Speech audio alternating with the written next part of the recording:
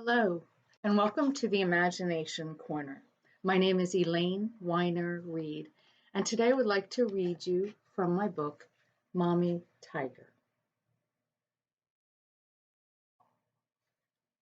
This is available on Amazon.com, and you can look for me, Elaine Weiner-Reed, on Amazon.com, and I do have an artist page showing all my books.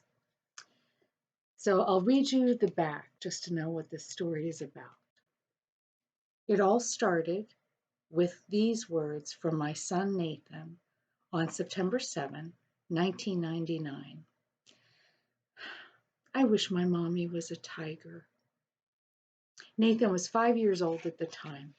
Every bedtime was a time that I came to regard as imaginings. Excuse me.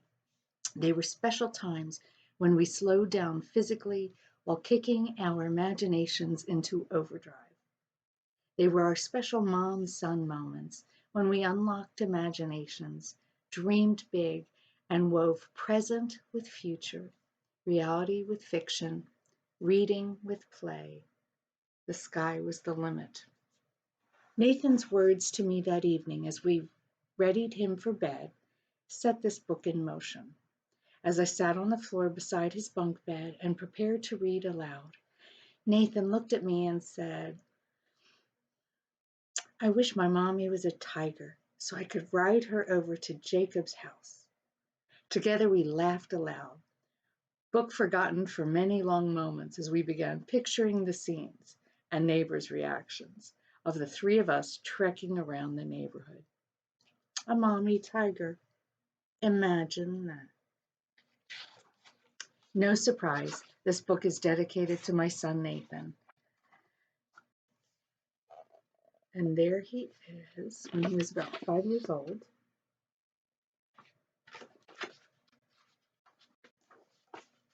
I embarrass him all the time when I say how my life changed and became the best it could be when he was born.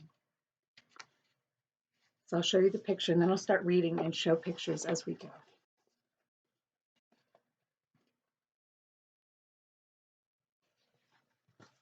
Once upon a someday, there was a little boy named Nathan.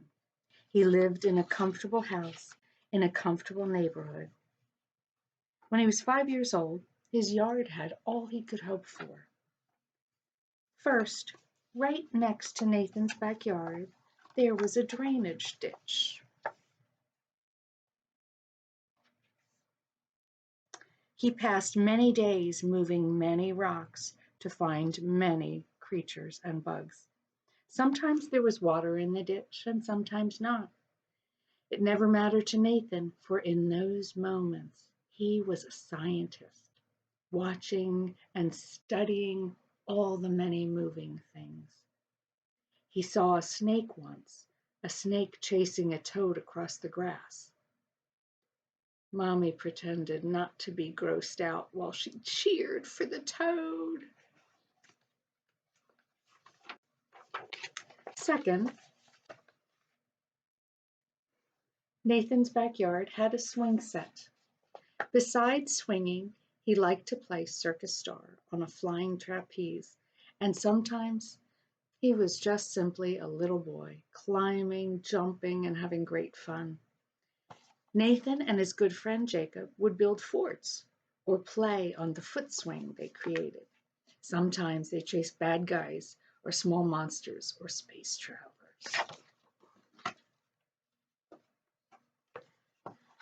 Third, and perhaps the most wonderful thing of all about Nathan's backyard was a quite wonderful place that he and his mommy called the wild place.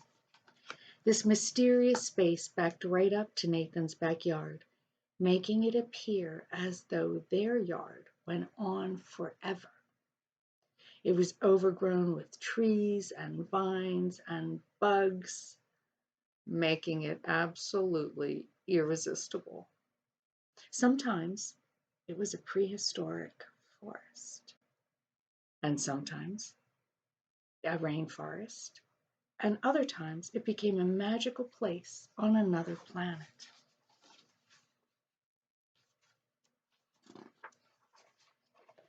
Nathan's bedroom was his special inside place because a painting of a forest jungle covered one entire wall.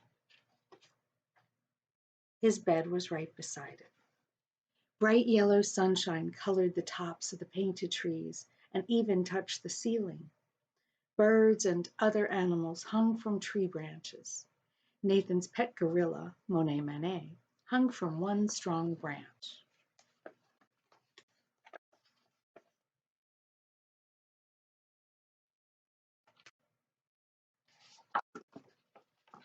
Nathan's room was filled with animals large and small, wild and tame. Some were quite ornery characters, and Nathan and his mom often caught them doing mischief or having a dance party. When parties were happening, Nathan and Mom joined in. One evening, after a rousing before bed tub battle between a SWAT team of soldiers, alligators, and Godzilla, and just before story time and prayers, Nathan looked up at his mommy, and he was petting a furry model tiger who was for once sitting quietly on the bookshelf. As he caught his mom's attention, Nathan let out a very deep sigh.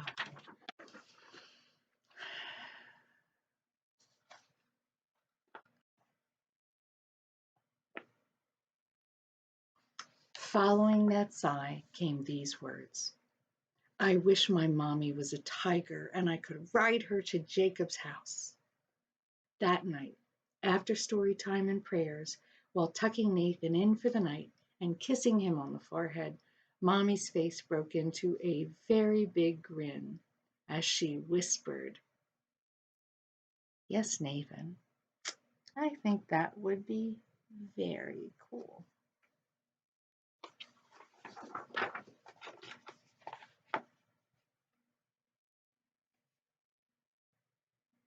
The very next morning, once Nathan was dressed, Mommy Tiger appeared in his room and told him to hop onto her striped back, and off they rode. First stop, Jacob's house. Mommy Tiger rang the doorbell with her tail. She was afraid the steps and porch would not hold her great weight. Nathan sat happily perched and waited. Jacob ran right out his door as if this were the most usual day ever and jumped on Mommy's back right behind Nathan.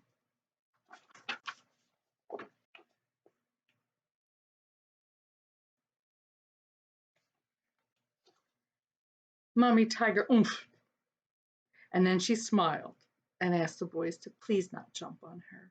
She wanted to last for many adventures, she explained, and she was no spring tiger. So after a nod and a pet to assure Mommy Tiger they both understood, Jacob and Nathan waved goodbye to Jacob's mom, Miss Carol. Mommy Tiger smiled at her friend and waved goodbye with her tail. Bring him back in time for dinner, called Miss Carol just before the three charged down the street. Nathan and Jacob sat tall, making up stories as Mommy Tiger paraded them through neighborhood after neighborhood. They went to a park, to the airport to watch the planes, and they even went through the drive-through at a fast food restaurant.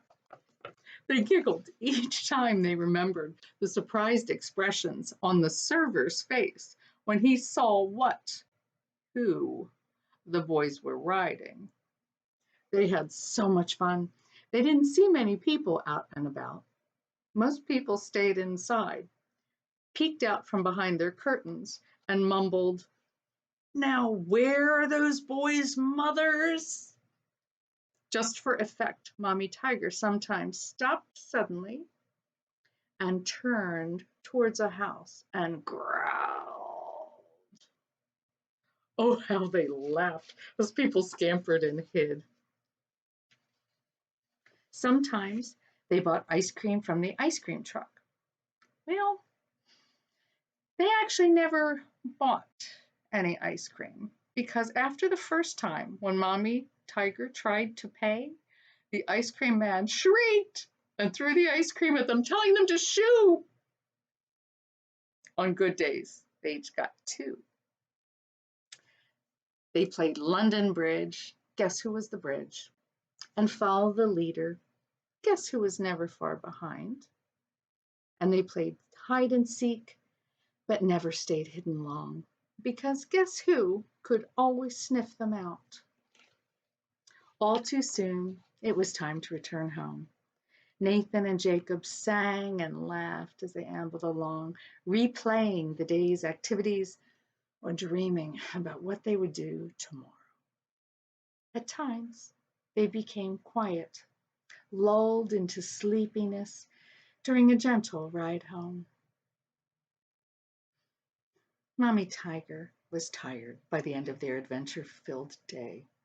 When they arrived back at Jacob's house, he scampered off with a pat and a quick wave and a muffled goodbye as Nathan smiled and said, "See you tomorrow, Jacob."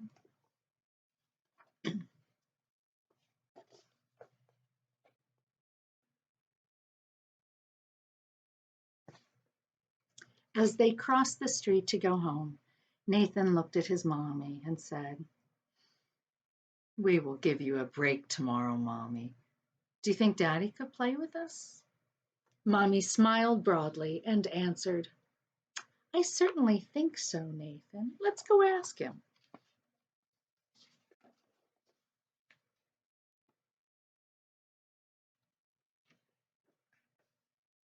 "Daddy, could you play with Nathan and Jacob tomorrow?" Mommy asked when they found him in the kitchen. Daddy Grizzly smiled and growled. "Sure, we will go to the park.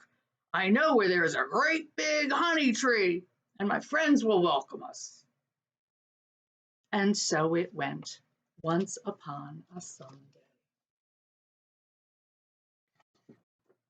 Thank you for joining me today.